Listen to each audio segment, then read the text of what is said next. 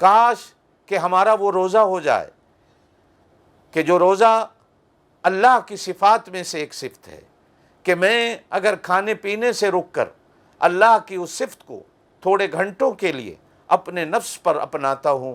تو ساتھ ساتھ میرے اوپر اللہ کی وہ صفت بھی آ جائے کہ میرا اللہ سخی ہے۔ وہ اپنوں کے لیے بھی اور بیگانوں کے لیے بھی اس نے جہاں موسیٰ کے لیے اپنے رزق کے دروازوں کو بند نہیں کیا، وہیں اس نے فرعون کے لیے بھی اپنے رزق کے دروازوں کو بند نہیں کیا۔ جہاں اس نے ابراہیم علیہ السلام کے لیے اپنے رزق کے دروازوں کو بند نہیں کیا، وہیں اس نے نمرود کے لیے بھی اپنے رزق کے دروازوں کو بند نہیں کیا۔ جہاں اس نے کملی والے علیہ السلام کے لیے اپنے سخاوت کے دروازوں کو اور اپنے رزق کے دروازوں کو بند نہیں کیا، وہیں اس نے ابو جہل کے لیے بھی اپنی سخاوت اور اپنے رزق کے دروازوں کو بند نہیں کیا۔ بلکہ قرآن پاک ہی کی ایک صورت میں جناب ابو بکر صدیق رضی اللہ تعالیٰ عنہ کے بارے میں کہا جاتا ہے کہ جب حضرت عائشہ رضی اللہ تعالیٰ عنہ پر منافقین مدینہ نے تہمت لگائی، جن میں کچھ اپنے بھی شکار ہوئے جو جناب ابو بکر صدیق رضی اللہ تعالیٰ عنہ کے ماہانہ وظیفے پہ پلتے تھے، جن کے گھر ان کے ماہانہ وظیفے پہ چلتے تھے، تو حضرت ابو بکر صدیق رضی اللہ تعالیٰ عنہ کے دل میں خیال آیا کہ یہ میرے وظیفے پہ پلتے ہیں اور انہوں نے ہی میری بیوی میری بیٹی پر بہتان اور الزام لگانے والوں کے ساتھ ہو کر میری عزت کا خیال نہیں کیا، تو کیوں نہ میں ان کے وظیفے کو بند کر دوں، میں کیوں نہ ان کو جو دیتا ہوں وہ بند کر دوں۔ تو اللہ پاک نے کہا نہیں میرا ابو بکر، یہ سخاوت کی نشانی نہیں ہے، یہ سخاوت کی نشانی نہیں ہے۔ میری طرف دیکھو، لوگ مجھے نہیں مانتے، لوگ میرا انکار کرتے ہیں، لیکن میں نے کبھی ان پر اپنی سخاوت اور اپنے رزق کے دروازوں کو بند نہیں کیا۔ آپ بھی چونکہ صدیق ہیں، اللہ کے نام پہ دینے والے ہیں، آپ بھی اپنے رزق کے دروازوں کو ان لوگوں پر، سخاوت کے دروازوں کو ان لوگوں پر کبھی بند نہ کیجیے، کبھی بند نہ کیجیے۔ چنانچہ ابو بکر صدیق رضی اللہ تعالیٰ عنہ کے دل میں آنے والا یہ خیال فوراً قرآن کی ان آیات کے نزول کے بعد ختم ہوا، اور ان کا وظیفہ اسی طرح جاری اور ساری رہا جس طرح پہلے جاری اور ساری رہتا تھا۔ میرے بھائیوں، میری بہنوں، روزہ ہمیں ایک درس دیتا ہے کہ یہ اللہ اور بندے کے درمیان میں ایک راز و نیاز کی چیز ہے۔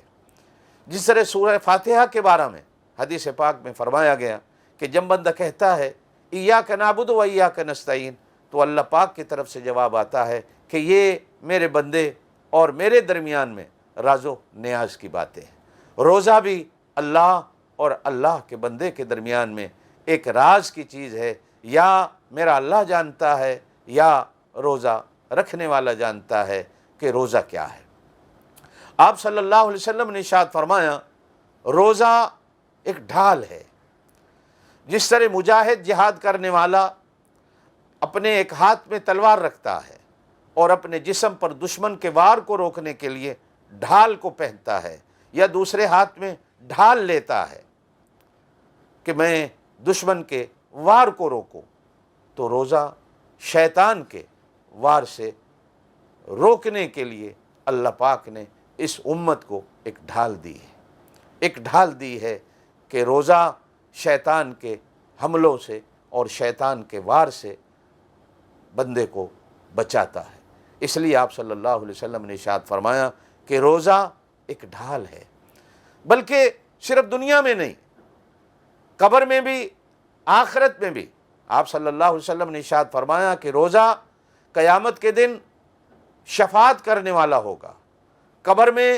روزے دار کو عذاب قبر سے بچانے والا ہوگا، قبر کے اندر بھی ڈھال بن جائے گا، قیامت والے دن بھی ڈھال بن جائے گا کہ اللہ کے عذاب سے، اللہ کی پکڑ سے روزے دار کو بچایا جائے۔ چنانچہ آپ صلی اللہ علیہ وسلم نے ارشاد فرمایا کہ اللہ پاک روزے کی اس شفاعت کو قبول کرتے ہوئے روزے دار کو عذاب قبر سے، اور روزے دار کو قیامت کے دن کی سختیوں سے، اور روزے دار کو جہنم کے عذاب سے بچا لیتے ہیں۔ روزہ ایک ڈھال ہے، روزہ ایک راز ہے جو اللہ اور بندے کے درمیان میں ہے۔ روزے دار سخت گرمی کے حالت میں بھی گھر بیٹھا ہے، نہانے کو دل کرتا ہے، چھپ کر نہاتا ہے، دروازہ بند ہے، دیکھنے والا کوئی نہیں، اگر وہ 2 گھونٹ پانی کے گلے میں لے بھی لے تو کوئی دیکھنے والا نہیں، لیکن گرمی کی حالت میں بھی وہ کلی کر کے پانی کو منہ سے نکال کے پھینک دیتا ہے کہ میرا اللہ تو مجھے دیکھ رہا ہے۔ افطاری کے وقت ہر چیز ٹیبل پہ موجود ہوتی ہے، ہر چیز دسترخوان پر موجود ہوتی ہے۔ چھوٹا بچہ کھانے کی طرف ہاتھ بڑھاتا ہے تو اس کی اماں اس کے ہاتھ پر ہاتھ مار کر کہتی ہے ابھی وقت نہیں ہوا۔ کھانے کی خوشبوئیں انسان کو فریفتہ کر رہی ہوتی ہیں، دل کرتا ہے ہاتھ بڑھا کر کھا لیا جائے، لیکن